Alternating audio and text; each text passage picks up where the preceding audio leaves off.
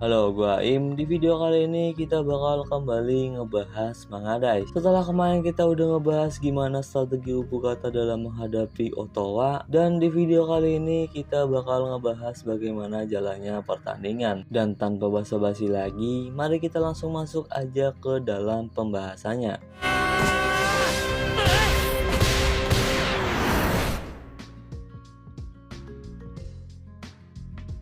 Pertandingan yang dimulai dan bola kick off dari Seishiki, Mitsuki langsung memberikan operan ke belakang kepada Kurusu. Kurusu pun berniat untuk langsung mengambil inisiatif, tapi untuk awal-awal ia berpikir untuk tidak kehilangan bola terlebih dahulu. Ia pun langsung dihadang pemain nomor 10 Ottawa, tapi yang mengejutkannya Kurusu bisa mempertahankan bola dengan sempurna. Bahkan Narukami yang melihat itu pun kaget karena dia mengira setelah melawan Ryuzan para pemain Seishiki pasti bakalan kelelahan. Namun melihat Kurusu bisa menguasai bola dengan apik, ia sangat yakin jika Seishiki lah yang bakalan menang dan maju ke babak semifinal. Ya, meskipun Narukami sedikit kecewa juga karena ia sangat ingin membalaskan dendam atas kekalahan Sakuragi dari Ottawa di tempo dulu. Tapi menurut Indo sedikit berbeda, di mana ia berkata jika akan lebih baik jika Kurusu bisa terus mempertahankan bola seperti itu. Narukami pun sedikit bingung dengan apa yang Indo katakan, tapi kita balik dulu lagi ke Kurusu yang sedang menguasai bola. Setelah mendapat gangguan dari nomor 10 Ottawa, ada pemain Ottawa lainnya yang juga berlari ke arah Kurusu. Kurusu pun berniat untuk melakukan operan dan di saat yang bersamaan Satao meminta bola dari belakang. Ia pun memberikan back pass kepada Satao, namun yang mengejutkan umpan Kurusu sama sekali tidak mengarah ke Satao. Tapi untungnya bola masih bisa dikuasai Hayase yang ada di belakang Satao. Indo yang melihat itu pun berkata jika dahulu kala ada tim yang menang dengan sengit di pertandingan sebelumnya, namun kalah dengan mudah di pertandingan berikutnya. Narukami pun tahu akan hal ini karena di sepak bola hal ini sering disebut burnout syndrome. Itu adalah sebuah tim yang punya masalah motivasi dan juga kelelahan fisik, namun apa yang ditunjukkan Seishiki di awal pertandingan, Narukami tidak menganggap Seishiki mengalami itu. Tapi menurut Indo ada beberapa dari pemain Seishiki yang mengalami itu, namun dalam artian yang berbeda. Nah, Hayase yang sekarang menguasai bola, dengan cepat 3 pemain Ottawa sudah ada di depannya. Ia pun gak punya pilihan lain untuk mengoper ke belakang kepada Nitobe, namun para pemain Ottawa juga gak tinggal diam. Mereka dengan cepat mempressing Nitobe dan walaupun mereka sempat mengenai bola, namun sayangnya bola masih jatuh di kaki Usui. Usui pun kemudian melakukan vertical pass ke depan kepada Mitsuki, dan di sini Narukami berkata jika apa yang Indo maksud adalah setelah mengalahkan Ryuzan, Seishiki menjadi terlalu percaya diri dan itu membuat mereka menjadi ceroboh. Tapi apa yang Indo maksud bukan seperti itu dan ini membuat Narukami tambah bingung. Nah, di sisi lain, ketidaksinkronan yang Seishiki alami ternyata enggak cuma buat Kurusu aja. Mitsuki yang sekarang menguasai bola dan berniat untuk mengoper ke Oshiba, tapi operan Mitsuki juga sedikit tidak tepat. Namun berkat Oshiba mempunyai kaki yang panjang, ia masih bisa buat menguasai bola. Indo yang melihat itu pun menjelaskan jika Seishiki mengalami perbedaan visi atau seolah-olah tujuan mereka itu berbeda-beda. Sebagai contoh itu ketika Mitsuki mengoper ke Oshiba, Mitsuki ingin melakukan bantu dengan Oshiba namun Oshiba berbeda. Di mana ia ingin Mitsuki mengoper ke belakang dan Oshiba berniat untuk maju ke depan, Indo juga berkata apa yang terjadi kepada Kurusu dan Satao itu tidak jauh berbeda. Sebelum turnamen nasional atau bahkan sebelum melawan Ryuzan, mereka mengerti tentang level dan kekuatan masing-masing orang. Tapi setelah melawan Ryuzan sebagai tim ataupun sebagai individu, Seishiki pasti mengalami peningkatan dan itulah yang belum mereka mengerti. Nah, Oshiba yang sekarang menguasai bola, dari belakang ia dihadang oleh pemain Ottawa yang bernama Minami. Minami ini punya postur yang paling besar di antara pemain Ottawa lainnya sehingga nggak heran jika Minami bisa buat menjatuhkan Oshiba. Oshiba yang terjatuh pun melihat ke arah wasit dan meminta pelanggaran, namun wasit tidak menghiraukan itu. Minami yang kali ini berhasil menguasai bola, ia langsung memberikan operan ke depan persis seperti yang Tsunayama instruksikan sebelumnya. Pemain Ottawa yang menerima umpan Minami pun bebas tanpa kawalan, bahkan ia udah bersiap buat langsung melakukan tendangan. Tapi yang mengejutkannya, Naki ternyata sudah lebih dulu keluar dari gawang dan berhasil membuang bola. Bola buangan Naki pun menjadi rebound dan di sana udah ada pemain Ottawa, bahkan rekan setimnya berteriak untuk langsung melakukan tembakan. Tapi dalam keadaan bola rebound, Seishiki punya pemain yang gak mungkin kalah dalam situasi itu. Ya, siapa lagi pemain itu kalau bukan Sukamoto. Bahkan gokilnya, Sukamoto mampu buat menghalau bola rebound 2 kali. Aksi Sukamoto pun membuat para penonton dan pemain Ottawa terlihat kaget. Namun yang paling gokilnya, Sukamoto bisa buat menyerahkan bola kepada Kimista. Narukami yang melihat itu pun tertawa dan berkata jika permainan Sukamoto tidak akan pernah berubah. Indo pun menjawab jika Sukamoto itu pengecualian karena bermain baik atau buruk di awal pertandingan baginya itu tidak ada bedanya. Namun Indo lebih tertarik dengan apa yang akan Kimista lakukan dengan bola yang sekarang ia kuasai, apalagi di situasi timnya yang seperti sekarang ini. Melihat Kimista yang menguasai bola, Haibara, Mitsuki, dan Oshiba langsung maju ke depan dan berniat buat langsung melakukan serangan balik. Namun apa yang Kimista pikirkan berbeda, di mana ia dengan sengaja mengoper ke Haibara yang sedang berlari. Bahkan operan Kimista ada di belakang posisi Haibara. Haibara pun terkejut ya, walaupun ia mampu buat berbalik dan menerima umpan Kimista, namun ia menganggap jika Kimista juga tidak sinkron. Tapi melihat Kimista bergerak ke samping dan posisinya kini di belakang Haibara, ia pun jadi sedikit mengerti. Kimista juga berkata untuk mengembalikan bola karena sekarang waktunya membangun serangan. Ya, meskipun di sisi lain para penonton gak paham dengan apa yang Kimista lakukan, Oshiba juga terlihat marah-marah dan menyebut Kimista itu idiot.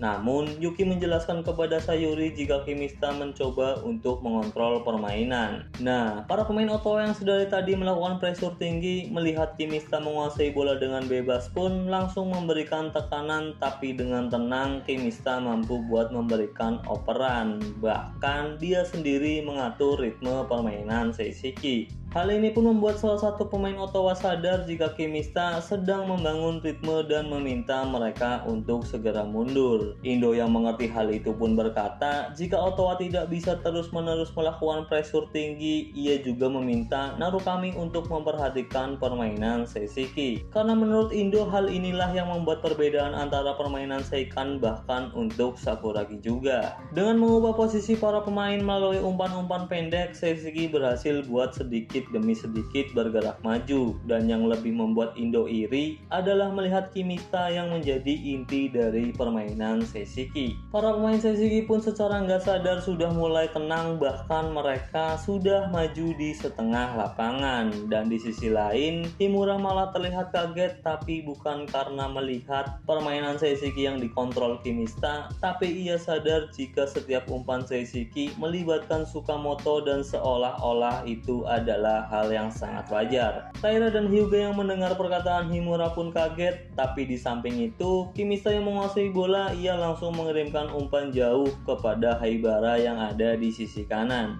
Haibara pun bisa menerima umpan Kimista dengan baik, bahkan ia juga berhasil mengirimkan umpan ke dalam kotak penalti Ottawa. Di sana juga sudah ada Mitsuki dan Oshiba yang sudah bersiap buat menyambut umpan, namun walaupun begitu dengan cepat Tsunayama bisa menangkap bola. Bahkan Mitsuki dan Oshiba aja sampai terjatuh karena sempat bertabrakan dengan Tsunayama. Para penonton yang melihat kekuatan yang dimiliki Tsunayama pun berteriak, tapi yang lebih mengejutkan, Tsunayama langsung menendang bola ke depan, bahkan tendangan Tsunayama mampu diterima dengan sempurna oleh penyerang Ottawa. Ya, walaupun pada akhirnya serangan balik cepat Ottawa berhasil dihentikan dengan kerjasama yang apik dari Usui dan Nitobe, tapi ya tetap aja para penonton merasa takjub dengan serangan cepat Ottawa, apalagi itu diawali dari tendangan Tsunayama yang luar biasa. Nah, pemain belakang Seishiki yang sekarang menguasai bola, Usui langsung mengirimkan umpan jauh di sebelah kanan, dan yang lebih mengejutkan di sana udah ada Kimista yang menerima umpan. Bahkan para penonton aja heran melihat Kimista bermain melebar di sisi kanan karena bagaimanapun posisi Kimista di pertandingan ini adalah seorang gelandang bertahan. Namun menurut Hyuga, Kimista mencoba untuk membangun serangan lewat baris demi baris. Kimista pun kemudian melakukan umpan ke dalam kotak penalti, namun sayangnya tendangan Kimista berhasil buat ditinju oleh Tsunayama yang keluar dari gawangnya.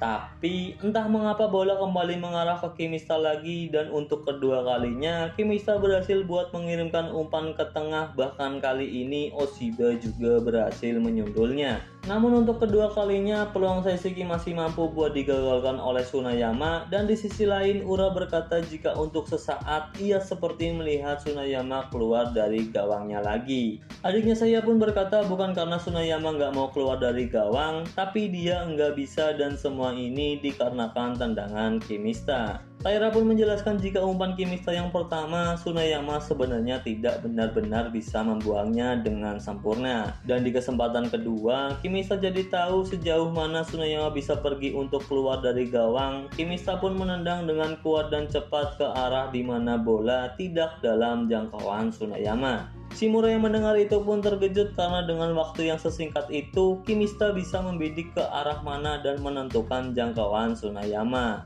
Namun, Taira berkata jika nggak ada yang nggak mungkin dengan kaki kanan yang Kimista punya. Kimista memang berhasil memberikan umpan yang akurat dari sayap kanan dan juga mengontrol permainan Seishiki.